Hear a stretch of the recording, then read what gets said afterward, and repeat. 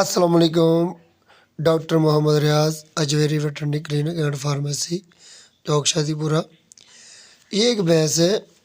ये भी मैं आपको बताना चाहता था कि ये ऐसे केसेस जो होते हैं अक्सर जानवरों में, जानवर जो होते हैं एक्सपायर हो जाते हैं। असल में इनकी क्या अलामत होती है, असल में इसको हुआ क्या था, ये भी हम बताएंगे। इसको असल में फूड पॉइजनिंग का मसला बना था। ये ऑलरेडी 10 से 12 दिन मुख्तलिफ़ डॉक्टरों और मुख्तलिफ़ स्टोरों से और अपनी हकीकत से अपने नुस्खाजात यूज़ करते रहे, लेकिन ये भैंस दिन ब दिन इसकी तबीयत ख़राब होती चली गई।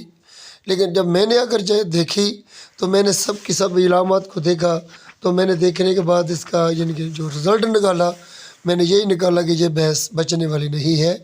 इसकी क्या वजूहत हुई कि ये भैंस का हमें पता चला कि ये नहीं बच पाएगी। सबसे पहले हमने इसका ब्लड निकाला। ब्लड को निकाल कर इसका यानी कि मुआयना किया, देखा तो ब्लड सेल्स जो थे वो मुकम्मल तौर पर ख़त्म हो चुके थे। ब्लड का कलर ब्लैक कलर का हुआ था और साथ वाइट सेल्स और रेड ब्लड सेल्स की टूट फूट की वजह से खून की कमी, एनीमिया और साथ सांस की यानी कि रफ्तार में तेज़गी और सांस भी तेज़ तेज़ ले रही थी।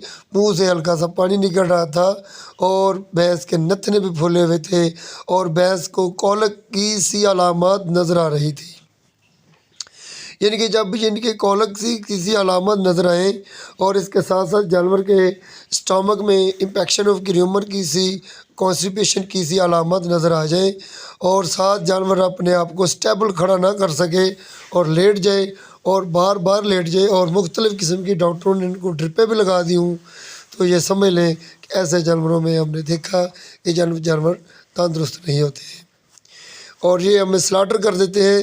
स्लाटर करने का मशवरा कर देते हैं ताकि ये जानवर का नुकसान तो पहले ही हुआ है, लेकिन मज़ीद फार्मर का नुकसान ना हो सके, ताकि फार्मर इसको सेल कर ले, सेल करके इसका यानी कि कोई मुतबादल जानवर का बंदोबस्त कर सके।